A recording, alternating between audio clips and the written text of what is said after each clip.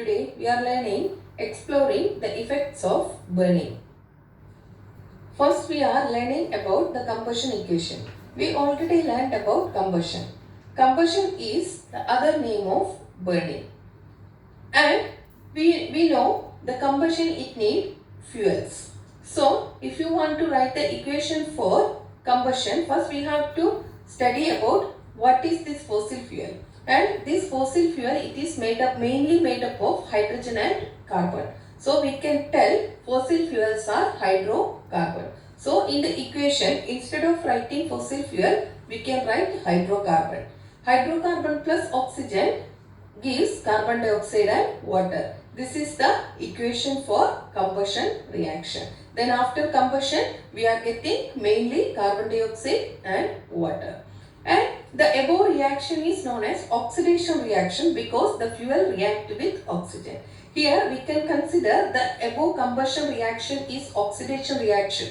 Why it is oxidation reaction? Because here the hydrocarbon or the fossil fuel is reacting with oxygen. So any substance react with oxygen, that reaction is called oxidation reaction. Now we are learning about complete combustion. We learned about combustion, but there is two type of combustion, that is complete combustion and incomplete combustion. Here we are learning complete combustion. The combustion reaction with enough oxygen is called complete combustion. That means if there is combustion, there is enough amount of oxygen is available, that is called complete combustion. And the product formed for complete combustion is carbon dioxide and water. Carbon dioxide. Carbon dioxide is known as greenhouse gas. Why carbon dioxide is known as greenhouse gas? Because we know if there is carbon dioxide in the atmosphere, but if there is more carbon dioxide or excess carbon dioxide in the atmosphere, it can trap sunlight. So if the carbon dioxide traps sunlight means the atmosphere will be warm. That means the atmosphere will be changed and it will be warm. So we consider carbon dioxide is a greenhouse gas. Incomplete combustion. The combustion reaction without enough oxygen is called incomplete combustion. So if there is combustion, if there is no enough oxygen is available, it is called incomplete combustion. Hydrocarbon plus oxygen in incomplete combustion, the product formed is carbon monoxide, carbon and water. This is the main difference between complete and incomplete combustion. In complete combustion we are getting carbon dioxide is the product, but here we are getting another product, that is carbon monoxide and carbon. Next, the carbon monoxide and carbon. Carbon monoxide is a poisonous gas. So when due to incomplete combustion, the carbon monoxide is in the atmosphere. It is a poisonous gas and it is harmful for all the living things. And here the carbon. What is carbon? Carbon, it is also a product of incomplete combustion. What is the other name of carbon? That is in the form of soot. Soot means it is a fine black powder that can irritate the lungs and airways. That means like a fumes. Then after burning we can see the black color of the carbon dioxide. The same like this soot, it is a fine black powder. It is a fine black powder due to incomplete combustion. That is called soot. It is irritate and to the lungs and also the airways. Next we are discussing why complete combustion is preferred over incomplete combustion. We always prefer complete combustion over incomplete combustion. Why? Because we know the main reason, complete combustion produces more energy than incomplete combustion. So the first thing we prefer complete combustion. Due to complete combustion there is more energy is producing. So we can prefer complete combustion. The another one, the incomplete combustion, there is a poisonous gas is producing, that is carbon monoxide gas. So it is poisonous to human beings and all the living organisms. So we prefer complete combustion rather than incomplete combustion. Chemical pollutants caused by combustion. So these are the main pollutants by combustion. The gases mainly, these all are in the form of gases. that the first gas carbon dioxide, second one carbon monoxide, another one soot. It is not a gas, it is a solid particle, black color solid particle, and sulfur dioxide and also nitrogen dioxide. These are the main pollutant by all type of combustion. Now we are discussing about acid rain. What is acid rain?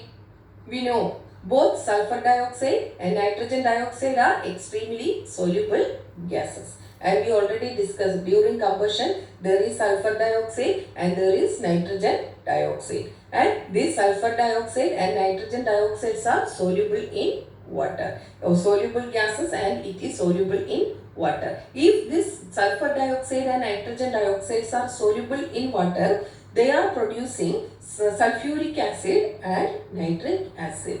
And when there is rain, it comes with the rain to the atmosphere, to the air or to the earth. So this is known as acid rain. The picture is given here.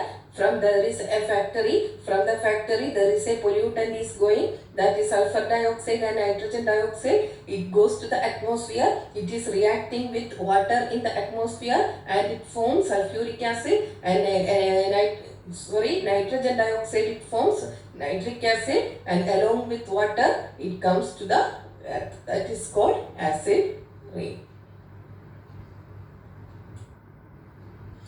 The effects of acid rain. Acid rain and trees. First we are discussing what is the effect of acid rain to the forest or to the trees.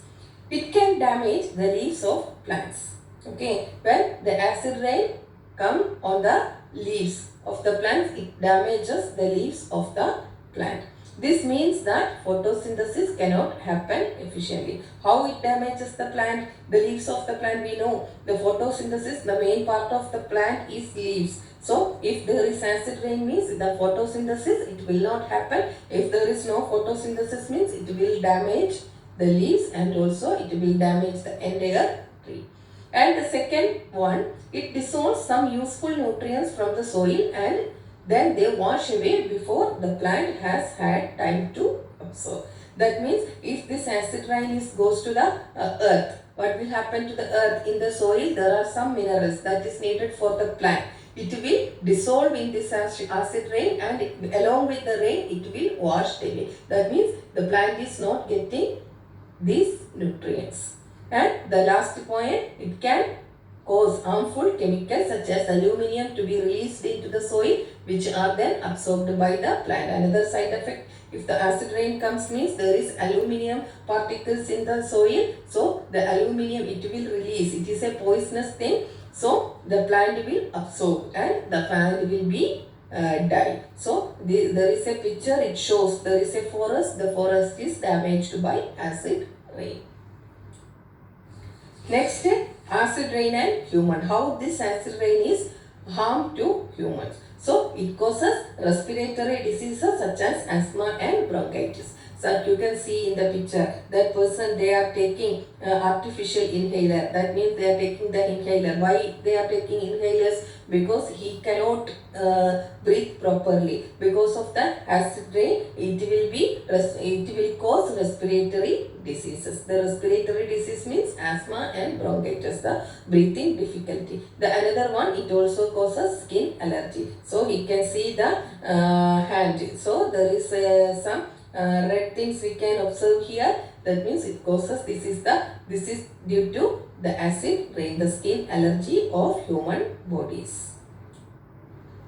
Next, we are discussing about the acid rain and buildings. How the buildings are damaged by acid rain. It damages buildings and statues. This is because of the acid react with the stone and wears it away. So here there is a statue. The statue, it is not in good condition now. Why? Even the acid rain, it goes to its surface. It will be damage the surface of this statue. So these are main thing about the acid rain. Now we are discussing the treatment and prevention. It would be reduced by burning less fossil fuels. So how to prevent this acid rain? See, it would be reduced by burning less fossil fuels. And we can use alternative energy sources such as wind or solar. Instead of using fossil fuel, we can use wind or solar energy. And waste from the power plant station should be treated before discharging. Mainly the waste from the factories, they are causing acid rain, so it should be treated before discharging. Lakes affected by acid rain can be treated using quicklime. So neutralization will take place. If there is acid rain in the lakes is damaged by acid rain, it is treated by alkali. So it will be neutralized. So these are the treatment and prevention for acid rain.